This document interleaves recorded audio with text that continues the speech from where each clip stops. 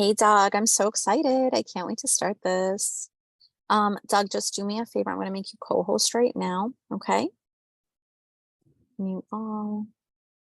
Unmute themselves as a no. Mute all. Let me make you co-host. Hold on. I forgot to give you the background. If I give you the background, are you able to add it really fast? I'll do it really fast. Hold on. Participants. Can you hold on? Hold on. Hold on. Spotlight for everyone. Hold on. My co-host. Hold on. Unmute. Okay, can you go into the chat? So two things. Can you go into the chat settings, please? Participants, and do only on your desktop and do only chat with host and co-host. Okay. Good. Yeah, I did host and And co-host. then you did that, right? Yeah. Of course, I forgot to give you my background. So annoyed. Hold on, I'll do it right now and I'll fix it right. Literally, I'll fix it right now. Hold on. Wait. Are you emailing it to me? Yeah, hold on, I'll do it right now. I'm sending it to you right now. Hold on. I'm going to email it to you if you could just do it. I apologize. I forgot to send it to you. I just sent it to you. You emailed it? Yeah, I just emailed it to you. Mm. I'm also sending it to your phone. You send it to the to the DS Covell email? Hold on. What is it? dscovell@gmail.com. DS Covell. Hold on. DS. DSKOVEL at Gmail. K-O-V, yep.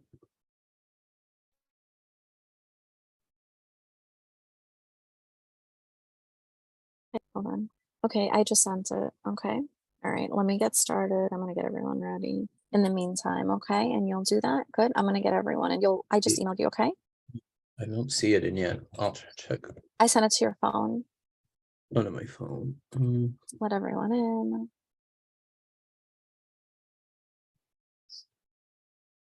I sent it to your text message. Good. Yeah, Hold on. Hi, everyone. Sorry, We're going to get started. Just one moment. Okay. I'm not even sure how to. Oh, wait. Oh, I got it. Hold on. It might take a minute. Yeah, go ahead. I'm just going to get everyone started. Hold on. I'm going to switch myself. I will switch myself. Ready? Hold on, guys. Where is me? Replace spotlight. Ta-da! Hello, everyone. I'm dressed up because I'm actually going to the Bronx Science Parent fundraiser auction. So today is my good day. I do want to share with you that we have, I will be at this Bronx Science event for the rest of the evening. So I'm leaving you in good hands. Today is a special day. Are you ready? You are going to have Douglas Koval, your main instructor for today. And he's not only running the webinar, but he's also, are you ready? He's a book author and he's a genius. Douglas is a child genius. Ready? Douglas is not going to like me saying this, but he's working in the Zoom background. So I can say whatever I want as he's figuring out his Zoom background. So I do want to tell all of you, Douglas, when he was 25 years old, published multiple books for Kweller Prep Tutoring and Educational Services. These were the SAT books. We have used these books. We have sold 10,000 plus copies of these books. We have partnered with 20 different schools through the Kweller Prep program. We've worked with PAs, we've worked with parent-teacher associations and organizations. And I want to share with you that he really knows his stuff. And he wrote these books. Every single word in this book has been edited, has been reviewed. This is all in the hands of Douglas Koval. So I really want to take a moment. And he can't be humble right now and he can't do anything because he's switching the Zoom background right now. So I can say whatever I want. So I want you to know I'm leaving you in the hands of a genius. You should also know that Douglas, not only he was valedictorian, #1 student in his high school. After his high school, he graduated. He went to Georgetown University, graduated top. And then he went, guess where he went? to Harvard University. So Douglas Koval proceeded with his education. He has a master's degree from Harvard University. And today, here we are. And he is now not only publishing books of the SAT, the SHSAT, the Hunter exam, but we now have this amazingly talented person. He is now, as I'm speaking to you, producing content for the brand new digital SAT. This is an exam that just rolled out. Those of you who know, with Kweller Prep, we always try to be ahead of the game. We've already produced a book. It's on Amazon. The book is the Digital SAT, published by Kweller Prep. Douglas Koval is the author, and that's who's leading the webinar today. So I'm very happy to tell you, you could not be in better hands. He will lead the Zoom. I will be at this Bronx Science fundraiser event, and you guys are going to be in the best hands possible. So I'm very, very happy to tell you, you could not be in better hands. Douglas, before I depart, I want to share with you that I am honored to know you for so many years. You've grown up in front of my eyes. I don't even want to say grown up, and I don't even want to suggest that you were ever a child, because you were just a whiz kid from day one. And I met you as a talented book author. I have continued to respect every piece of work you've produced and published. I am amazed at your ability to tutor. Thank you for tutoring students. Thank you for hosting this webinar. Thank you for hosting this workshop today. Thank you for producing digital SAT content. This way it's not coming as a surprise. Thank you for making this book affordable and accessible to the public. I really want to say thank you for giving so much of your brain to make the world a better place, because you really make the world a better place. So I want to share that without further ado. Douglas, how are we in the background? Any good news or no? Having trouble, and I lost all the documents I had open. I have to like reopen now. Well, I guess I'm going to stop that idea. All right, bookshelves it is. Okay, I'm going to switch everything. Douglas, can you do the share screen for me, please? Yeah, hold on. I have to get all my things back because everything got. Okay. Mhm. I just want to remind all of you that Kweller Prep is very special. It's very near and dear to my heart. As all of you know, we invest quite a lot of time and effort and energy into making Kweller Prep a special place. And we really want to empower children. We want to empower students. And we want to make sure that you don't have a difficult time with, your own educational journeys. It's very meaningful to us to be able to host webinars and workshops and to just make it simple for you in terms of your education and your abilities. Douglas, your co-host, correct? I just want to make sure Yeah. everything's organized on my end. Yeah. So you'll do the share screen, and I'm going to switch you to main, okay? It's really nice. I also want to say, especially, it's such a great thing that I get to see, some familiar Zoom names. So I just want to, address that as well. So Douglas, I'm switching you. I'm going to replace the spotlight. Okay. If anyone has any questions, you can type in the chat. Douglas, thank you for this beautiful creation as well. Okay. Thank you. Thank you for all the hard work and time. As all of you know, these webinars do not take a minute to plan. There's a lot of time that goes on behind the scenes and brain cells and efforts. So thank you, Douglas. Thank you for all this hard work and effort, and for your beautiful collection of books, because you really, help Kweller Prep get to this amazing, incredible level. Thank you for the accessibility that you provide. Thank you for making education more equitable and more fair so that students all have access to this. Thank you for hosting this free webinar so that students, don't need to pay to get this kind of knowledge. It really means a lot that you're doing this. I'm going to let you take over from this point on, and I wish everyone a wonderful evening. I'm excited about you getting more knowledge. All right, thank you for the introduction. Hi, everyone. So today, this webinar is going to focus on digital SAT. So as many of you might know, the SAT is going digital starting next spring in the US, although it's already actually has gone digital for international students. Actually, one of my private students lives in the Bahamas now, so he actually just took that this past weekend. And also the PSAT, though, even if you do plan on taking the current version of the SAT, the upcoming PSAT will be in the digital form, and that's important for things like national merit scholarships. So even if you do plan on sticking with the current test, you still should become familiar with the digital one if you're a sophomore. So as far as the plan for today, so today's webinar is going to be a little different than some of the other webinars I've done in the past. So I don't know if any of you have gone to my past ones or if you watch them on YouTube, but generally I would do a presentation for the first half or so of the webinar. And then at the end, I would actually work through real SAT questions. So for example, during the reading webinar for the current paper version of the test, I spent a good amount of time talking about the format, the scoring, how to prepare for it, how I personally prepared for it. And then we actually went through a full passage together in terms of how to strategically read the passage. And then we went through every question associated with it. Today, though, is just going to be an informational webinar about the digital SAT. However, when it gets closer to the PSAT, I do plan on doing one reading webinar where we'll actually work through an English module, and then in one math one where we'll work through the questions in the math module. So today will kind of function as the introduction to both of those in terms of the information about the test. So as far as the exact plan for today, so we'll start off by going over a broad overview of the test and how it's changing. And specifically, we're going to look at how the digital test is similar to and different from the current paper-based test, which is still going on until December. And also how it relates to the ACT, because I know some students are going to probably consider taking that instead of the SAT, which is understandable. After that, we'll talk more in depth about the section specific changes. So we'll talk about English and math, but probably we'll talk more about the English because that's the part that's changing a lot more drastically. The math really isn't changing all that much, as we'll see later on.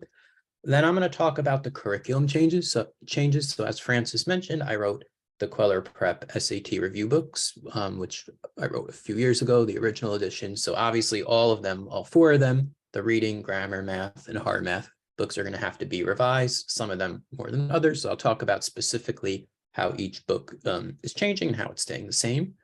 And then lastly, we'll talk a little bit about study tips. That might be a little bit misleading. So specifically, I'm going to talk about how you can make use of the current paper-based practice tests in your studying for the digital test, because unfortunately, there aren't that many official practice tests available to study from at the moment. That will change over time, but for now, we don't have very many. So I'll let you know kind of to what extent the current paper tests are going to be helpful or not helpful for the digital test. So as far as how the test is changing, so we're going to go 3 slides that have to do with kind of the broad changes. And as you notice here, this is something I got from Compass Education Group, and I really like the visual because it kind of shows you how the digital SAT relates to the paper-based SAT, as well as the paper-based ACT. So the format, I think, is pretty self-explanatory. So the current SAT and ACT are both paper and pencil tests. So you go to a test center, usually a high school, you'll get a test booklet, and then you'll have a Scantron sheet that you have to fill out. Whereas a digital SAT is going to be on a computer, such as a laptop or Chromebook. And I believe you can rent devices if you need them or like for the day, but you could also bring your own device with you.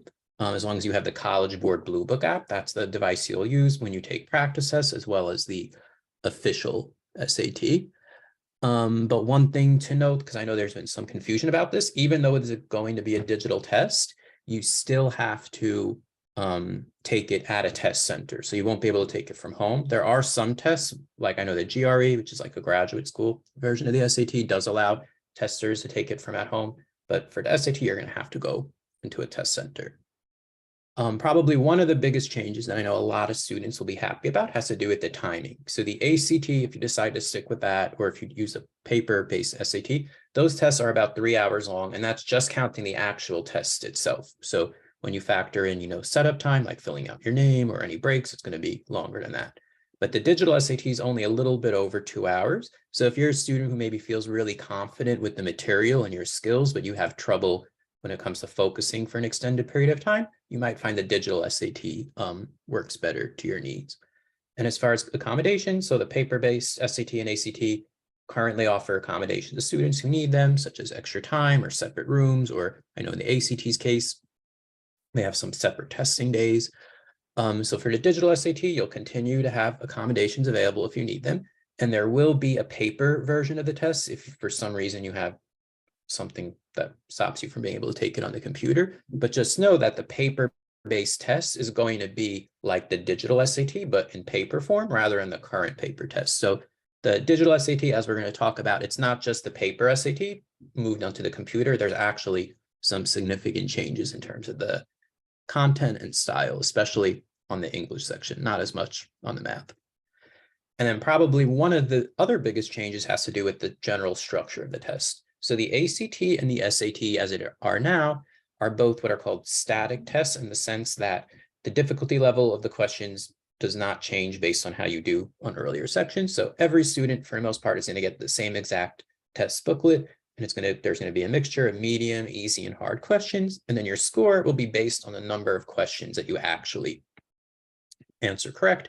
And the exact scoring curve, which I've talked about in some earlier webinars, will vary by test. So if you happen to take a harder test, it will be a more forgiving curve. So for example, on the current paper-based SAT, if you happen to get a really easy math test that month, then 3 questions wrong might be a 750 or 760 out of 800. Whereas if you happen to get a really hard version of the test, 3 questions wrong might be as high as 790. So that's how the current tests are scored. And the ACT is similar, where the curve adjusts. The digital SAT, though, is stage adaptive. So you're going to have 2 English sections and 2 math sections, and we'll talk more about the timing a little later. But the first math section and the first English section you get are going to be medium difficulty sections. So you're going to have some hard questions, some easy questions, some medium questions. And then depending on how well you do on that section, that's going to affect how difficult the questions are on your next module. So for example, if you get almost everything right on the first English module, then your second English module is going to be a lot harder. If you get almost everything wrong, your second one is going to be a lot easier. And the scoring, although the College Board hasn't been the most transparent about it, from what we know, it's going to take into account both the actual number of questions you get right, but also whether or not you got the easy or the hard section. So in theory, it's possible 2 students might end up getting the same total number of math questions right, for example. But if one student got the easier module because they did worse in the beginning and another one got the harder one, the student who got the harder module could still end up getting the higher score. And overall, I think this is a good change because it allows you to have more of a personalized experience, and it lets the College Board kind of get a better sense of what your true skills and abilities are at that moment in time. So if you're someone who's breezing through all the easy and medium math questions, there's no point giving you more questions like that. You're clearly going to get them all right. So it's better to kind of see how you do with the hardest questions to kind of better differentiate among the students who can do the hard questions and the really, really hard ones. And then on the other end, if you're someone who's struggling even with the medium and even some of the easy questions, giving you more hard questions that you're not going to be able to do, there's really no point in that. So then by giving you an easier batch of questions, some which might be below grade level, the College Board can see at what level you are actually able to perform. So overall, we'll give the test makers a clear idea of where you stand. So as far as how the sections are laid out, so the reading and writing section on the digital SAT is going to be 2 modules that are 32 minutes each, and they consist of 27 questions each. And these are going to be a combination of reading and writing questions. So reading meaning like reading comprehension of vocabulary, writing referring to grammar rules, transitions, and then rhetorical synthesis, which we'll talk about a little bit later. And then the math section is going to be, there are going to be 2 math modules that are 35 minutes each, and they have 22 questions each. And again, in both of these cases, the first module is mixed difficulty. The second one is tailored to you based on how you do on the first module. The ACT, the paper-based SAT are a little bit different. So on both tests, the paper SAT and the ACT, reading and writing and language, or grammar more unofficially, are separated out into different sections. So the very first section of the paper-based reading test is 65 minutes long, and it consists of 52 reading comprehension questions. And if you want to learn more about this section, I recommend checking out the reading webinar I did, where I talk about this part quite in depth. And then the writing and language section, which is the second section, is 44 questions, and you have 35 minutes to answer that. And that's testing your editing skills. So grammar, but also things that have to do more with writing style and like transitions, topic sentences, conclusions, things like that. And then on the ACT, the first section is an English section, which is similar to the SAT's writing and language section. And that's 45 minutes, and it's 75 questions. So it's same general rules, but much more fast paced. And then the reading is the third section, which is 35 minutes and 40 questions. And then the math on the paper-based SAT is divided into 2 sections. So there's a no calculator part that you have 20 questions to answer in 25 minutes, and a calculator part that's 38 questions in 55 minutes. Whereas on the ACT, there's one math section that allows a calculator. That's 60 questions in 60 minutes. And then there's also a science section at the end, which is 35 minutes and 40 questions. And there's an optional essay. And then one thing to note, the digital SAT will allow a calculator on both parts. So the no calculator part is going to be going away. So if you're someone who's not comfortable, doing a lot of mental math and you prefer to work with a calculator, then the digital SAT might be a better fit for you. The next part we want to talk about is the scoring. So the current paper-based SAT and ACT will sometimes include a fifth bonus section that's unscored, and it's more just for the College Board or the ACT to kind of test out new questions. The digital SAT is not going to have a separate unscored section, which is good because you don't have to stay there for extra time. However, there will be unscored sections that are questions that are secretly mixed in to the scored ones. So on each module, 2 of the questions are not going to count. So on each reading module, only 25 of the 27 questions count. On each math, only 20 of the 22 though. 20 of the 22 count, but you're not going to know which 2 don't count. So you still have to treat them as if they're real questions. As far as the scoring, so the ACT is scored on a scale of 1 to 36. So basically your grade for each of the 4 sections is given a score out of 36, and then they're averaged together and then rounded to the nearest whole number. So if you get a 30.25, that would round down to a 30, but if you got a 30.5, that would round up to a 31. The SAT, though, both the paper-based one and the digital one are scored from 400 to 1600, with math being 800, English being worth 800 points.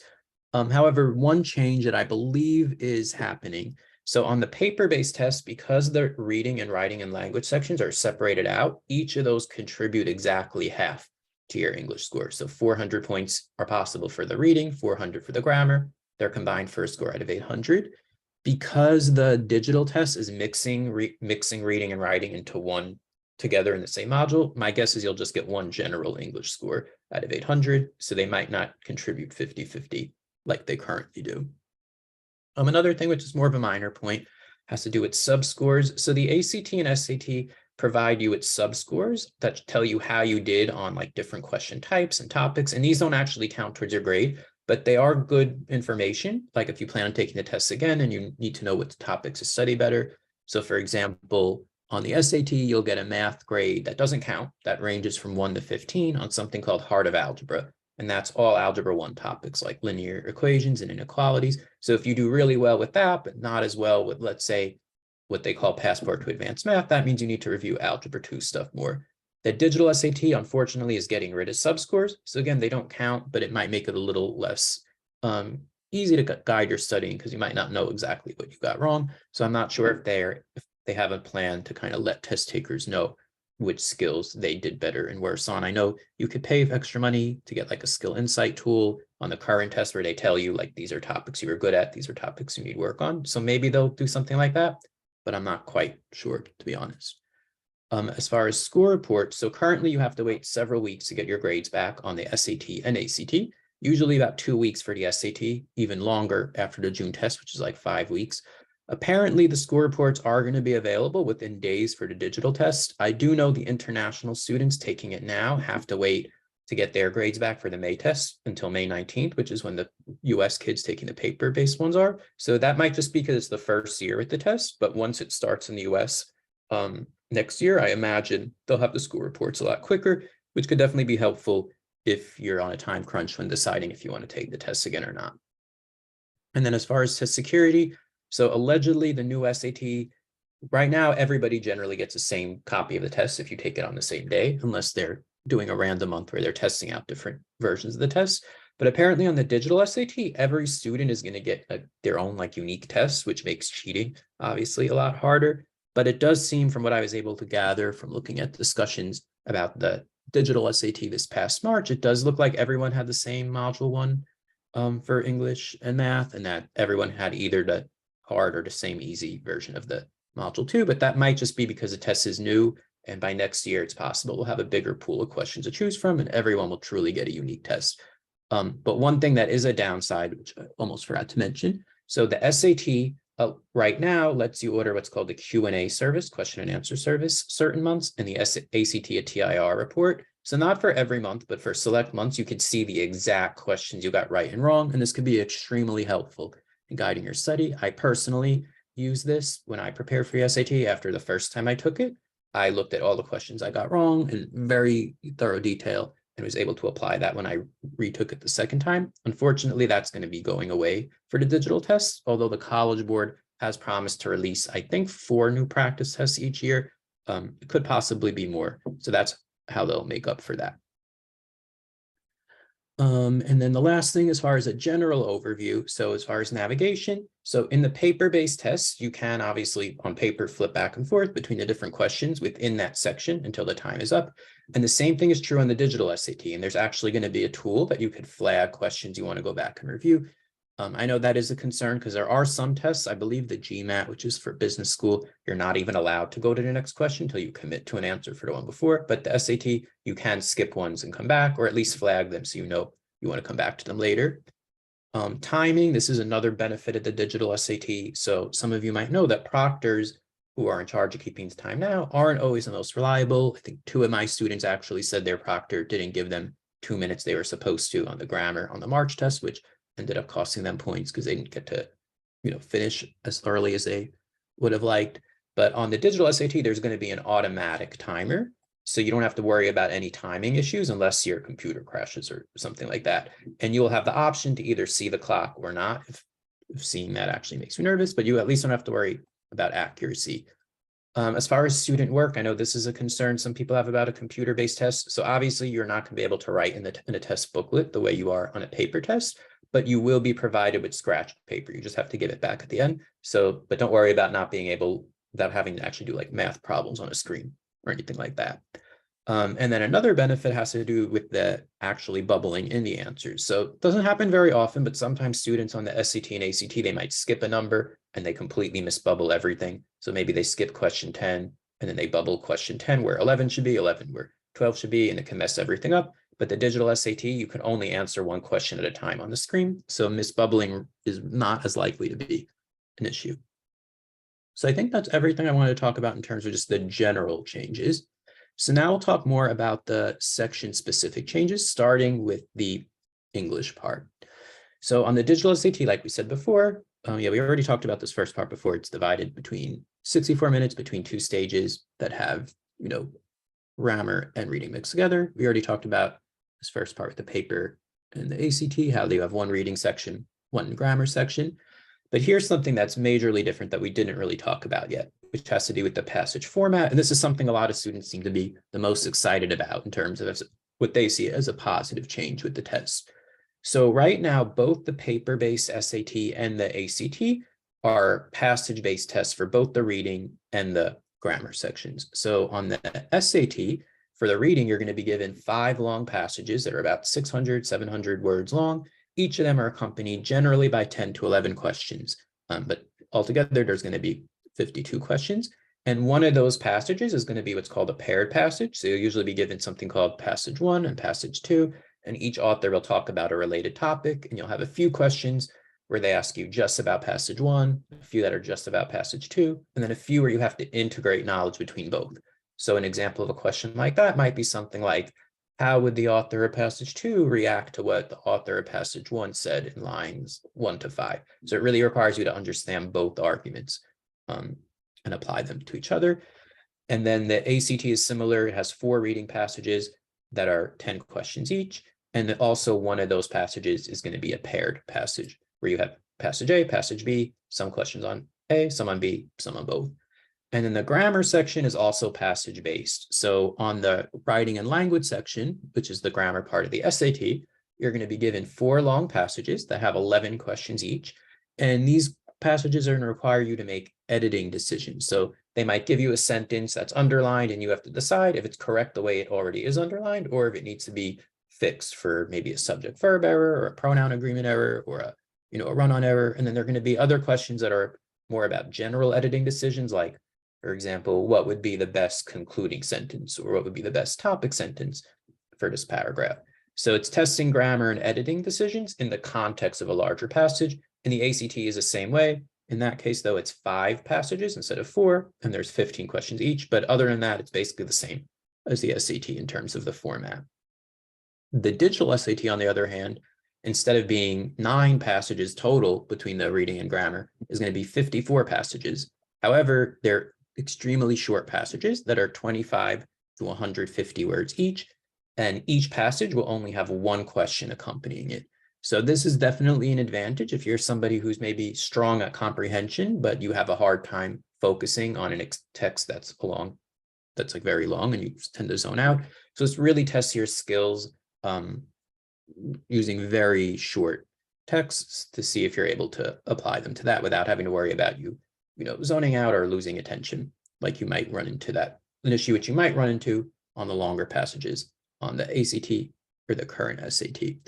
And I'll show you after we go through this next part. I'll actually stop my share of the PowerPoint and I'll kind of briefly show you what the tests kind of look like, and then we'll go back to the PowerPoint. So as far as how the questions are organized, or how the reading section specifically is organized, so on the current SAT, each of the 5 passages will fall into a different genre. Generally, the first passage is going to be a fiction piece, so usually something from US or even world literature. And then 2 of the passages are usually more hard science related, like maybe something bio related or astronomy related. And then 2 are related more to history or social studies, like psychology. And 1 of the passages is always going to be some sort of primary source document. And oftentimes these are pretty old passages from like the 17 or 1800s, which many students find to be very difficult, even if they find the other passages be more understandable. And then on the ACT, the passages are also organized by genre. And these passages, they're actually labeled by it on the test, which you'll see. But 1 passage is always literary, narrative, or prose fiction. 1 social sciences, 1's humanities, 1's natural sciences. And then within each passage, you're given questions on a variety of skills. So you might have main idea questions, inference questions, like rhetorical effect questions, but the test itself is organized by passage, and you'll be given a variety of question types on each passage. On the new test, though, because you're only getting 1 question per passage, rather than being organized by genre, the questions are organized by skill type. So the first question type that you're going to see are called word and context questions. So these questions, basically the main way there are 2 ways they test this. The main way, though, is they'll give you a sentence with a blank in it, and then you have to pick the word that best fits the blank. So it's testing both your vocabulary and your ability to see what would make the most sense in context. So a little bit of logical reasoning. So many of those words aren't necessarily the most difficult ones. It's just kind of knowing which word would fit in context. The second type of question, or the second broad category of questions anyway, are text structure and purpose questions. So these questions tend to fall into 3 broad types, which again, I'll show you in a few minutes after I stop sharing the screen. So some questions will ask you for the overall structure of the text.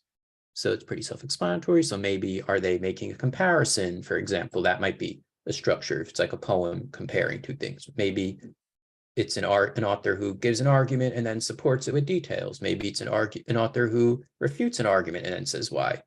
So that would be like an overall structure question. Then there are other questions that ask you for the primary purpose. So that's what's the main reason that the author wrote this piece. And then finally, there are what are called function questions, where they'll ask you for the function of a specific line number and the context of the passage as a whole. And then the last question type in the first category of craft and structure questions are called cross-text connections. So these are basically mini versions of the paired passages from the ACT and SAT reading. So they'll give you 2 passages, but they're just going to be like short paragraphs, and you have to apply knowledge from one passage to another. So they might ask you how the author of one text would react to another's. All right. So then as far as, I did not mean to skip that. Okay. And then the 3 more question types. So the first type in the information and ideas category are called central ideas and details. So these question types fall into 2 categories. So central idea questions are just main idea questions. So those are on the current test, but obviously it's going to be for a much shorter passage. And then detail questions require you to just do basic comprehension. So these will be something like, according to the passage, which of the following is true about the main character? So these are just more literal comprehension.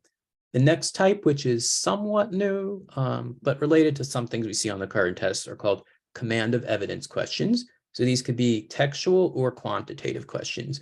So the textual questions will come in 2 formats, which I'll show you when we just briefly look at the test. So again, we're not going to actually answer questions. I'm just going to show you kind of visually what they look like. So some questions, they'll tell you a claim or an idea, and then you have to pick the quote that best supports that claim. Another question type is they'll give you a paragraph, and they'll usually ask you which extra information, if it's true, would make the argument more or less likely to be true. So it really requires you to understand what the author's arguing and what type of evidence would either help or hurt their case. And they could also ask questions like that, but in the context of a graph. So there are going to be some graph-based questions. Seems like they're only doing data tables and bar graphs, as far as I could tell from the practice test. So they'll give you a chart or graph that's accompanied by a short paragraph, and then they'll ask you for a detail, or to ask you usually like which choice uses data from the text to support a certain point. So it requires you to really read the chart accurately, but also pick a point or pick a choice that actually supports the argument that they're trying to make. And again, we'll look at one of those in a few minutes. You can kind of see what I mean by that. And then finally, there are inference questions, and these require you to draw conclusions about information that's not directly stated in the passage. And all these questions will take the same exact wording on the new test, which is where they'll give you an introductory situation, and then they'll say which of the following most logically completes a text.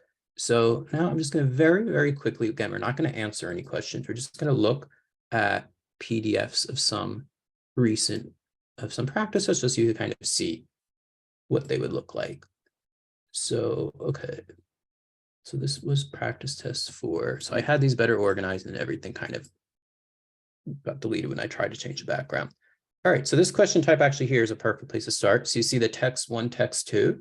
So here they give you 2 different texts, and then they ask you, based on the text, how would Graeber and Wengrow from text 2 respond to the conventional wisdom in text 1? So this is an example of a cross-text connection question. So you have to read 2 different passages, understand them both, and then make a logical conclusion about how one would react to the other. So this is similar to paired passages that we have on the current test. So this is a current SAT, but much shorter. So on this test, I believe it was passage 3. So they gave you 2 long passages. They were about, I believe these ones were about tigers and their population values in terms of their numbers rising. So you see here, we have a few questions on passage 1, a few that were on passage 2, and then a few at the end that were on both. Like they said here, the author of passage 2 would respond to conclusions in 1 by asserting that such claims what. So you see how they basically kept the same skill, but just in a much shorter presentation of it. So you could still test that general skill of applying logic of one passage to another without actually having to have a terribly long passage. Yeah, and this is the main idea, and I think that's pretty self-explanatory. Yeah, just to start from the beginning though. So these are some of the vocabulary and context questions. So you see here, they give you a sentence with a blank, and you have to pick the word that best fits it. Another type of vocabulary question, which I saw in some of the Blue Book tests, but it wasn't in any of the ones on the PDFs, is sometimes they'll give you a passage from an actual published work, and they'll ask you like what a certain word means in context, and they'll generally pick a word that has multiple meanings in the real world. So you have to actually read carefully for the context. So to show you a question like that on the current SAT would be something like this. So you see, they said, as used in line 62, realize most nearly means what? So they can do that on the new test as well. They would just give you a shorter passage, and they would ask you what the word means. But most of the questions are going to be in this format where they have a blank. All right, so main purpose, I think, is pretty self-explanatory. Yeah, overall structure. So you see, we talked about that for structure and purpose. So like the speaker assesses a natural phenomenon, then questions the accuracy. She describes a site, then ponders a meeting. So you really have to understand what literally is the speaker doing here. So that's what they're testing with those. And again, when I do the English webinar, we'll probably go through one of these tests. Oh yeah, the function question I talked about before. So like we said, they ask for primary purpose, overall structure, or function. So this would be an example of a function question, what that might look like. So they give you an entire passage with one sentence underlined, and they ask you the function of it in the overall structure of the text. So to answer questions like these, you have to read the entire passage, kind of get the gist of the main idea, and then figure out how that particular sentence relates to the others. So sometimes the wrong choices, they're either things that just aren't in the passage, or they might be things that relate to a different sentence that's not the one actually underlined. All right, so we talked about the cross-text ones. The only other ones I wanted to talk to you about, yeah, I think main idea was, yeah, the command of evidence. I wanted to show you just what they look like. Okay, so this is an example of a command of evidence that's based on a graph. So you see here, they give you a bar graph as well as a accompanying paragraph. And then they want to know which choice effectively uses data from the table to complete the text. So to answer questions like this, you have to make sure that you're giving accurate information, but also that you're given information that's relevant. So like on this particular question, I believe, I don't remember the answer offhand, but you had to say which effectively use data from the table to complete the example. If you were to actually like go through the data carefully, which we're not going to do today, you would see that more than one choice is actually a correct reading of what the table shows you. So you have to figure out not only is the information correct graphically, but also does it actually go with the point the writer's trying to make. So easier quantitative questions are just going to require you to see, is the information literally true? Harder ones, not only is it literally true, but does it support the point? And then as far as command of evidence with text, so they take, again, two different forms. So 16 would be the first type of form. So they give you a paragraph and they want to know which quote would illustrate the claim. So again, it requires you to really understand what is the main thing that they're arguing, and then which of these things, if true, would provide support for that. So 3 of these things are either going to not be relevant at all to the main point, or they might actually hurt the main point. And then I think I wanted to show you another one. So again, I had this better organized before. Okay, yeah, actually, this is a page I wanted to show you. So then the other type of command of evidence question, again, we're not answering it just to show you what they look like, is they'll give you a paragraph and they'll say which finding, if true, would most directly weaken the astronomer's claim. And you see another one like here next to it, which finding, if true, would support the argument. So it really requires you to understand the argument carefully and then see which of these things, if true, would make it more likely or less likely to be true, and really distinguishing between information that helps an argument, hurts an argument, and that is irrelevant to an argument. So even though these passages are short, some of these do require fairly sophisticated skills, especially as the passages get more advanced. And then the last question type on the reading, these are the inference ones. So the inference questions are always going to look like this.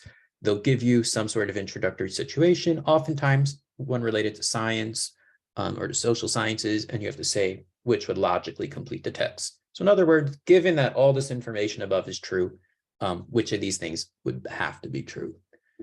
So I think that was it in terms of just what the reading questions look like. So again, when we do a formal English module, we'll actually go through probably test 1. We'll go through that first module together in depth and how to answer them. But I just wanted to kind of give you a sense of what the reading section will look like in relation to the current test. So the current one, as you see, very long passages with multiple questions after it.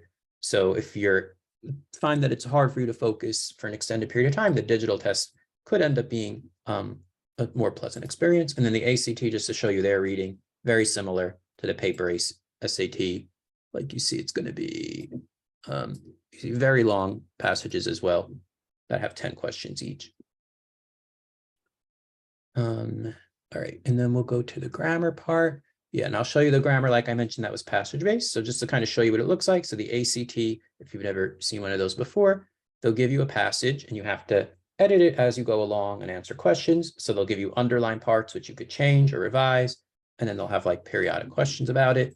And then the SAT in the paper form is basically the same exact thing, where they'll give you passages. Let me just...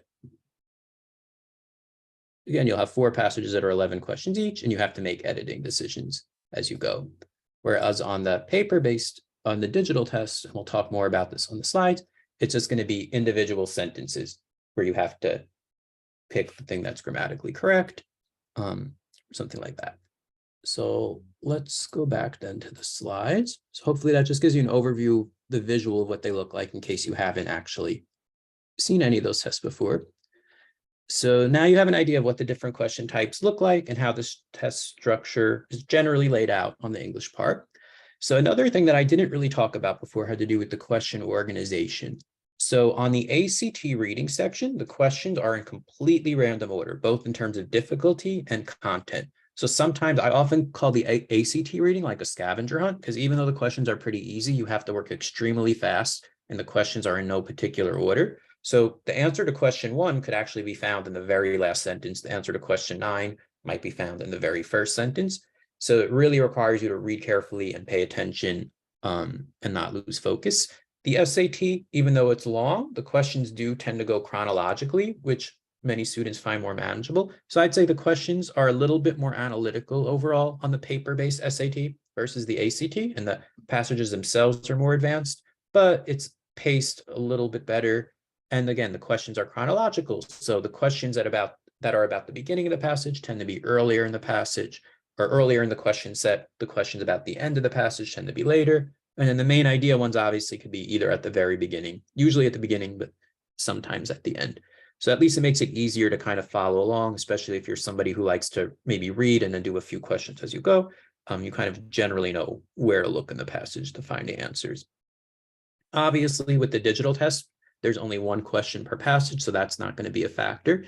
So instead, the questions on the reading section are organized by two things: question type and by difficulty. So you might have noticed on the practice tests, I know you kind of only glanced through them, like all the vocabulary questions were together, all the command of evidence questions were together, all the structure and purpose questions were together. So basically, each question type in each of these 6 categories are generally going to be grouped all together. And then within them, they're going to be arranged from easy to hard. So if you have 4 vocabulary questions, let's say on your module, the first one is going to be the easiest vocabulary question. The fourth one will be the hardest. And this could also be good in terms of strategy, because you know that last question in that topic set is going to be hard. So if you're finding it difficult, you could just kind of skip it or just put your best guess and flag it and come back to it and spend extra time on it at the end. Whereas on the SAT, the questions are in random difficulty order. They're chronologically in terms of content, but difficulty-wise, they're random. So oftentimes what happens is students will spend so much time on those harder questions that they run out of time before they could finish easier questions that they would have gotten right. So that might be less likely to be a problem on the essay, on the digital test, where at least you kind of know where the hard questions are. So you can do those easy questions first because you know where they're going to be found. So that's as far as how questions are organized on the reading section. As far as the writing and language section, so again, I kind of showed you a little bit what that looked like before we switched back to the slides. But the ACT, like I said before, it's going to be 5 passages that are 15 questions each for the grammar, not the reading. And these are written generally at a high school level, and some of them are personal narratives, and they're all kind of on random topics. Some of them I've heard described as a little bit kind of folksy. They have kind of like a unique ACT style to them. The SAT, current SAT grammar section is 4 passages, but each passage will fall into one of these 4 categories, not necessarily in this order though. So one of them is going to be a history or social studies based passage. One will be a topic related to career. So it could be a specific career or a specific field or just an issue, related to professions, such as like, I think one year they did something on like management sharing arrangements where like people acted as co-managers. So it doesn't necessarily have to be about a specific job, but just some issue. They did like on workplace dress codes, for example, that was one year. Then they'll do one passage that's more humanities related. So maybe one related to art, for example, or music. And then there'll usually be one that's more of a hard science passage. And again, the questions there on both the ACT and the SAT will go in chronological order. So the first few questions will be about earlier on in the passage, the later ones later on, other than the main idea ones, which can be kind of, at the beginning or the end.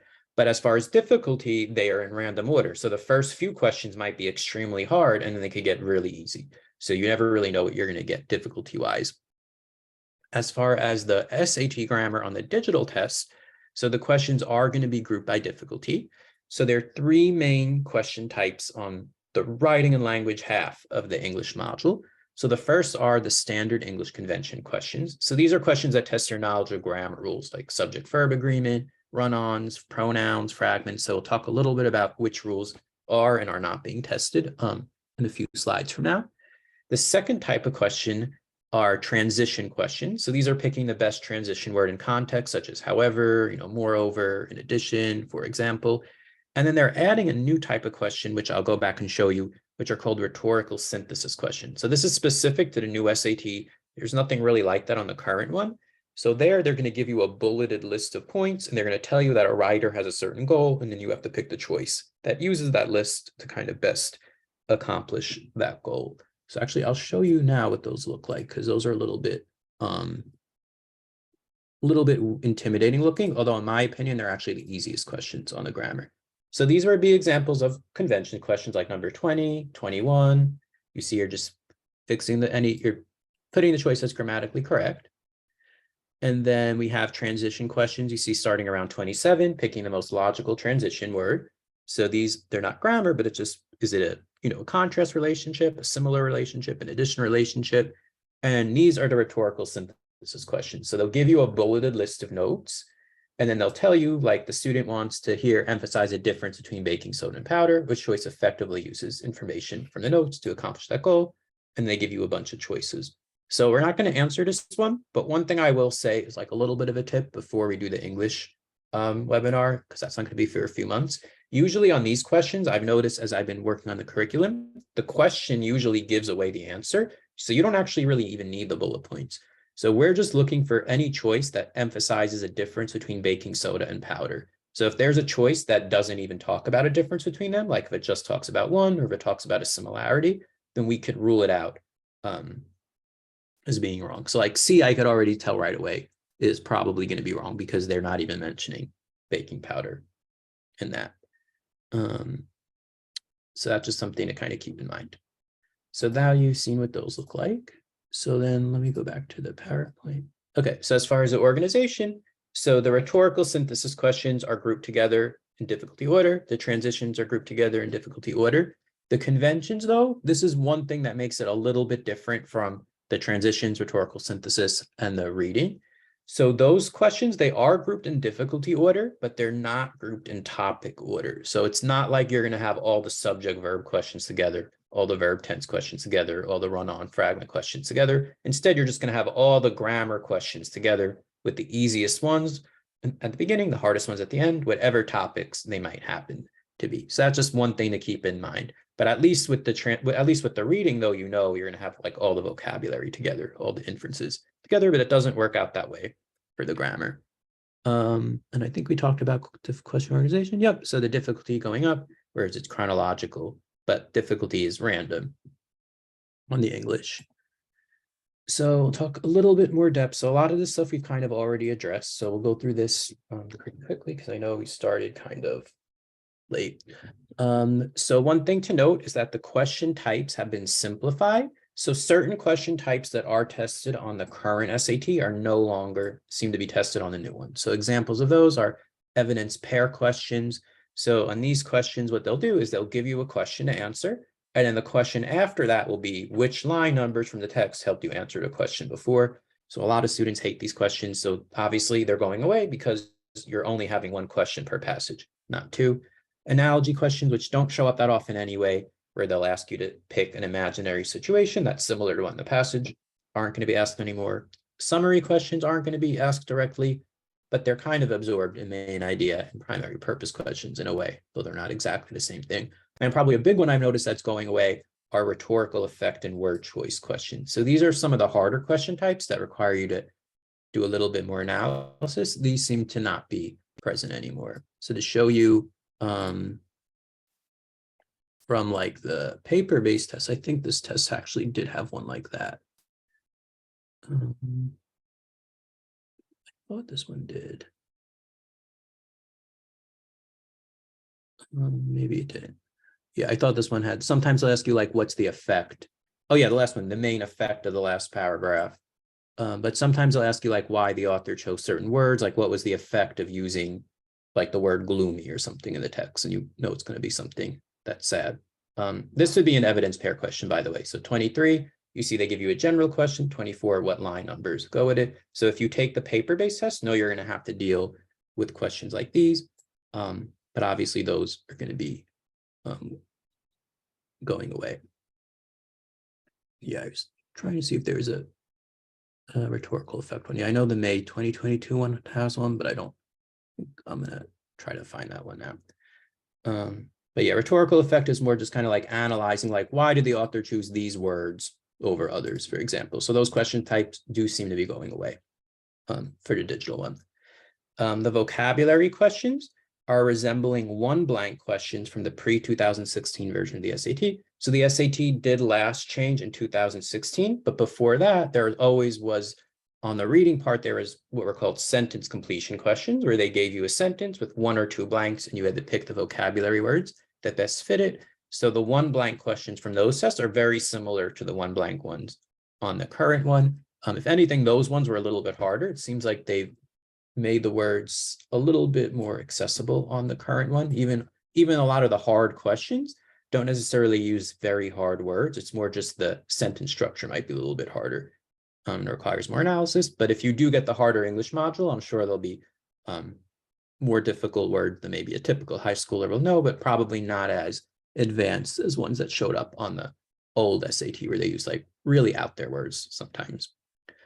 Then this next one. All right. So some question types have been slightly adapted in their wording and structure from the current SAT. So again, the command of evidence questions require you to choose a quote not shown in the original text, whereas on the current test, it's either they'll sometimes have a question like that, but you have to go back to the text and find a quote that supports a point, or they'll do the evidence pair question like we talked about. And then inference questions, like I showed you before, they're all worded in the exact same way now, which is which logically completes a text. On the current test, they could be presented in different ways, like they might say based on the text, which of the following could be most logically inferred, or the author implies which of the following. Now it's just kind of one standard wording for those questions. Another change has to do with the graphs. So on the current SAT, you might see graphs in a variety of different forms, at least as far as the practice tests that have been released. It doesn't mean it's always going to be this way, but every practice question I've seen has either been a data table or a bar graph. So that seems to be potentially a good thing. I know the current one, there could be line graphs, pie graphs, stacked bar graphs, all sorts of kind of interesting charts. And it seems like they're not going to be too much of those. If they are, they should be pretty rare. And then another change has to do with the actual material used for the passages. So on the current SAT, all the reading passages come from published works. One will be fiction, the other 4 nonfiction, and then the grammar passages are written in-house by the test makers. Now there are a lot of non-published works. You might notice a lot of those nonfiction questions, like the inference ones and the command of evidence ones, those are passages written by the test makers themselves. They weren't taken from an article or anything like that. But there are going to still be some published works on there, like excerpts from fiction. But one thing which they are adding, which I know some people aren't thrilled about, but it should only be a few questions, are poetry excerpts. So the current SAT only has prose, the same with the ACT, but there will be a few poems on the, and even excerpts from plays even actually, which I didn't put on here, potentially on the digital test. And then as far as grammar, so the first change is kind of a cosmetic one. So you might have noticed in the passage-based test, a lot of the questions, they would have an underlined part. And if you thought it was good the way it is, you would just pick no change. And if you thought it should change, you would pick B, C, or D, which did some sort of revision to that. But on the digital test, you might have seen on those questions, instead of having an underlined part with no change as an option, they just have a blank. And you have to pick which choice best fits that. So there's nothing special about choice A anymore. It's just like any other choice. So it's not deciding whether to keep it the way it is or revise. It's just picking which is the best of these 4 choices. So this could be good for people who overthink putting, if they get too many A's. A lot of people think if they get no change that it's wrong. So no, you should probably get about a quarter or so of the questions being no change on the current test, but now that's not really an issue anymore.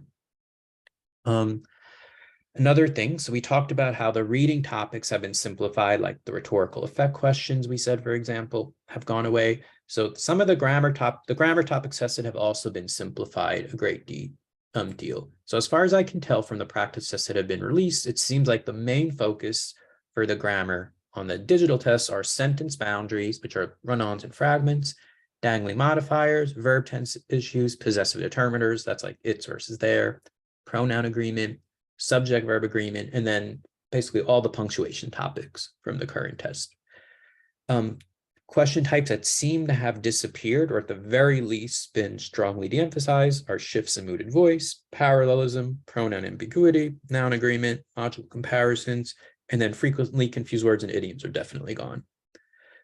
Expression questions. So the current test, they have a mixture of what are called grammar questions or conventions questions and expression questions. So these are ones where you might have to put sentences in order or pick the best conclusion or the best transitional sentence that links to ideas. Most of these are going to be going away.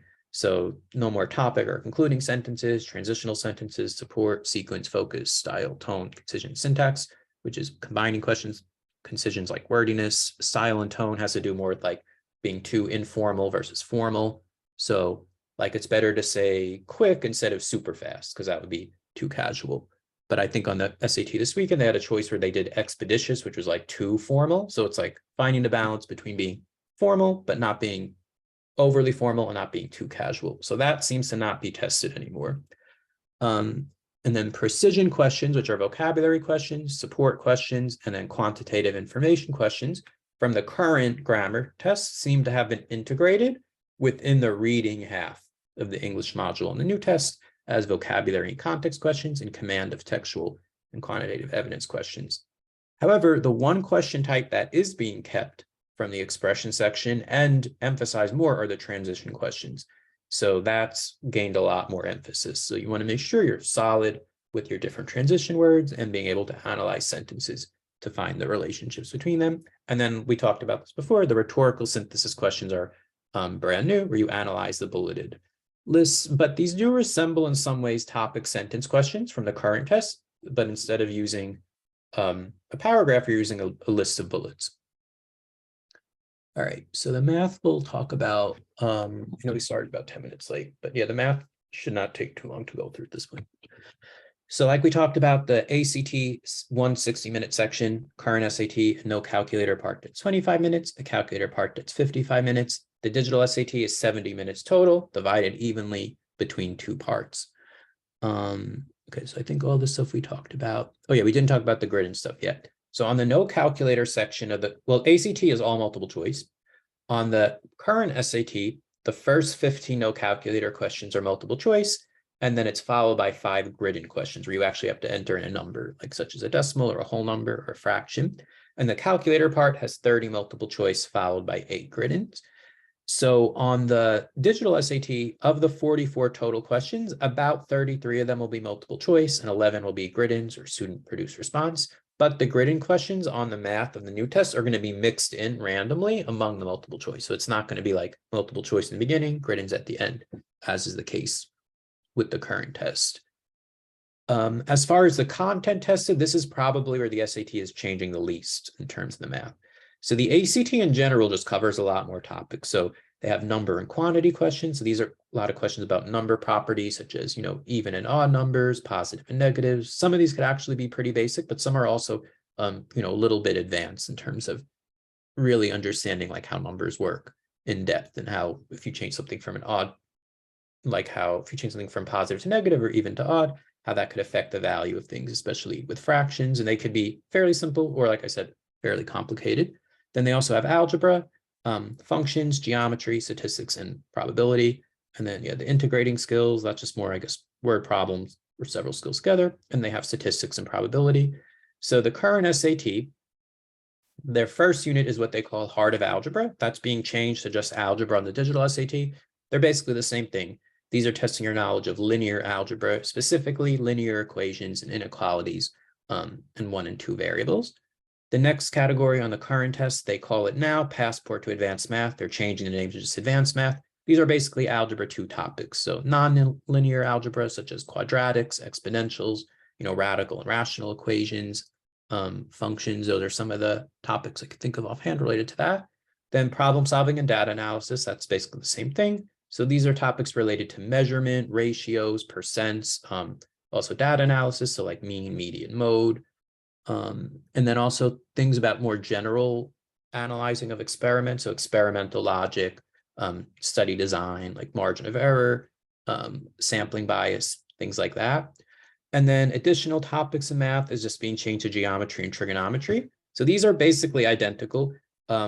So currently additional topics in math includes geometry, trigonometry, and complex numbers. On the digital SAT, it's just going to be geometry and trigonometry. As far as the question organization, so one thing I mentioned is that on the ACT and current SAT, the English sections are in completely random order as far as difficulty is concerned, but that's not true for the math. So on the ACT, the easier math questions are found in the beginning of the test, the harder ones at the end, especially those last 10 questions tend to be very tricky. On the paper-based test, the easier questions tend to be at the beginning and the harder ones at the end. And it resets again at the grid. So basically the easy multiple choice will be at the beginning, hard multiple choice at the end, but then the first few grid-ins will usually be pretty easy and will get hard again. And then on the digital SAT, so the difficulty will go up within each stage. And I do think, from what I could tell, it did seem like even within each section, they seem to get harder as well. Like the earlier questions being easier, the later ones being harder. But then, as you know, there's the adaptive component. So if you do really well on that first section, then the second section overall is just going to be a much harder test. But I would still imagine that even within that, the earlier ones within that second module will be easier than the later ones. That would be kind of my best guess. As far as calculator use, so the ACT and the digital SAT allow calculators. There's also a built-in calculator in the app on the digital test. The paper-based SAT only allows calculators on the calculator section. So 20 of the 58 questions do not allow a calculator. Most of those questions, though, you don't even really need one. But for a few of them, they can be helpful. And I do sometimes have students who maybe, when I'm doing practice tests with them, will get one, maybe two questions wrong that they otherwise would have gotten right if they had their calculator to use. Generally, the questions don't require that much messy math, but that's going to be going away. That will be a non-issue on the digital SAT because you're allowed your calculator. And then obviously the ACT has a science section, whereas the SAT and digital SAT do not, but they do integrate graphs within the reading and writing sections and the math sections. So the science section on the ACT is mostly reading graphs and charts. So we're not going to do that now, but I'll just very, very quickly show you what one looks like if I did an X out. Yeah, so the science section. So you see, usually they'll give you like graphs or tables and they'll have questions surrounding it. They usually have one that's more passage-based where it's like hypothesis-based. Here, like, yeah, they give you students that have different hypotheses, but most of the questions are going to be like graph-based. So this is for the ACT. So the SAT, that doesn't have a formal science section, but it is integrated within the math and the English to an extent. Yeah, and I think most of this we talked about. So the content, like I said, on the math is basically unchanged. So the biggest thing in terms of the content is that the complex numbers are going away. So those are imaginary number questions. And there might be some subtle changes in the style of certain question types that you'll get a feel for the more practice you do. But generally, I would say the tests are very similar in terms of the math, not like the reading, which is like a completely different test. Another thing to note is that there is more emphasis on geometry and trigonometry now. So currently it's only about 10% of the tests, but it's going to be closer to 15%. Another thing that's more of a stylistic thing. So there's still going to be word problems, but they're going to be getting a lot less wordy on the digital SAT. And that's partially in an effort to make the test more accessible, I think, to English language learners. So some people who are really good at math, but maybe they don't have the best reading skills, could be punished because they don't understand the word problem, even if they know the math. So they're really trying to make the math test and the English test an English test. So the word problems will be getting less complicated, which I think is a good thing overall. And then as far as the grid-ins, we talked about how it's going to be mixed in with the multiple choice, but then two other kind of technical changes to it. So currently negative answers are not allowed on the grid-ins, only the multiple choice. Now negative numbers will be allowed. And you're also allowed to have up to 5 characters, up from 4. So a character would be either a number, a fraction, or a decimal point. So now you'll be able to have a limit of 5 digits or decimals, fractions you could use, or you will be allowed to have 5, where currently it's only 4. All right, so then we'll very quickly end with this because I know we're a little over. So at first, I'll just talk about here how the books are going to change. And then last, we'll talk about how you can make use of the current practice test for the paper-based test if you're preparing for the digital test. So as far as how the books are changing, so the math book, as you probably could guess, is largely going to be remaining the same. Obviously, I'll be taking out the complex number lesson, which is currently the very last chapter in the book. But I'm doing some revisions within some of the chapters. Actually, as soon as we get off this call, I'm actually going back to work on the math book, which is very near done. But some chapters I'm adding a few model questions to and a few drill questions to, based on questions that I've seen show up on the practice tests. And I took out a few little things that I don't think are going to be on, but not very much. And then the other big change is more the cosmetic thing. So right now in the current Kweller prep math books, all the drills are labeled as no calculator or calculator, or partially no calculator, partially calculator. Now calculator will be allowed on all of them because the tests will allow calculator throughout.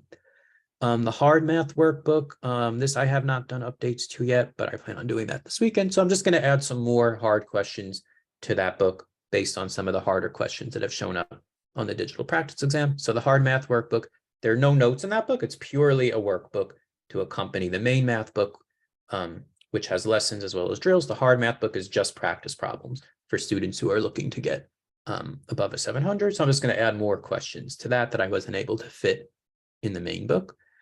The grammar book is very nearly done. It's basically done. It's just in the final proofreading stages right now. So some grammar chapters I had to completely remove, like logical comparisons, idioms, frequently confused words. And I added one on rhetorical synthesis, which were those bulleted questions where they give you notes and you have to pick the best sentence. And then I got rid of the mixed review drills and the context-based practice drills, which were passage-based because those are going away. And I replaced them with 4 unit tests that are in the format of the new SAT. So I have one on rules related to sentence structure, one on usage, one on punctuation, and then one on expression, which is transitions and rhetorical synthesis.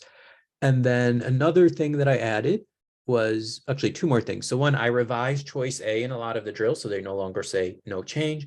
So many of my drills, you had a sentence with an underlined part, and then choice A was no change if it was good, and then B, C, and D were revisions. So I had to go back and manually make the underlined parts just a blank and made them choice A. So now to make it mirror what the new test is going to be. So a lot of the questions didn't change. It's just that choice, it's a blank, and choice A is another option rather than an underlined sentence that you're either changing or revising. And then one thing I did is I added sample questions to each chapter. So the grammar book I have now, some of the chapters already have them, but a lot of the grammar-based ones, I had notes along with model correct and incorrect sentences side by side. But I added to each chapter a model question in the style of the digital SAT, along with an explanation of how to answer it before you get into the drills. And the drills in general tend to be shorter than the unit tests in terms of the sentences, but it's the same underlying rules, but they're a little bit easier for the most part to help kind of prepare you for the unit tests, but it varies obviously by topic. And then the last book, this one actually is published already, which is the reading book. So this book has been simplified from 14 chapters into 6 to each one corresponds to one of the main topics. So vocabulary, context, command of evidence, structure, purpose, central ideas, details, inferences, cross-text connections. And I added a lot of active learning activities, notes, and the model problems, and obviously all new drills. So this book's this is like 95% different from the last book. I was able to recycle some notes, but I had to largely make new ones, and I added new activities and a lot of new drills. And some changes I made, I think what Francis mentioned to you, I did my master's in mind, brain, and education at Harvard. So I took some classes. One of my classes was called Applying Cognitive Science, Learning and Teaching, where I had to apply cognitive science or like learning science principles to, curriculum projects. So I was able to use some of the techniques that I learned in that class and some of my other classes into that reading book. So hopefully you'll find those helpful. And then the very last slide before we're done for today, because I know a common question that people have is, well, can they study from the paper practice tests if they want to prepare for the digital SAT? Because even though it is very similar, it's very different in other ways. So I would say overall, yes, you definitely can use them. And that's because the actual content covered is mostly the same. However, you can make certain modifications if you want to have it better kind of mirror the preparation for the digital test. So one thing you can do is you can be a little bit less strict with the time in all sections, adopting the pacing of the new exam. So I don't know the exact numbers offhand, but you do get more time per question on the digital test than you do on the paper-based one. So if you calculate that, you could go back and you could adjust the timing upwards on each section to kind of mirror the fact that on the digital test, even though it's a shorter test, you're going to get more time per question. Another change you can make for the math tests is you could just let yourself use a calculator on the no calculator part if you decide to do any of those practice tests.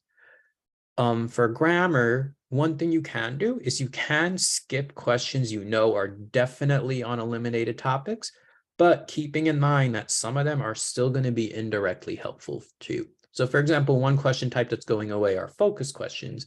So these are questions where they'll tell you, the author is considering adding the following sentence. Should they make this addition? Why or why not? Or the author or the writer is considering deleting the sentence. Should they keep it or delete it? Why or why not? So that question's going away, but it could still be indirectly helpful for those rhetorical synthesis questions where you have to analyze, a writer's goal. And topic sentence questions, those are going away, but they're related to rhetorical synthesis. So keep in mind, even if a question's going away, it could still be helpful indirectly for other questions in the test and just for yourself in general as a writer in the real world. For reading, I would say if you really are someone who struggles with those longer passages, then really just focus on the questions that are at the word, sentence, and paragraph level. So don't worry so much about the main idea of the text if it's a 700-word passage, but there's a question that says, what's the main idea of the paragraph?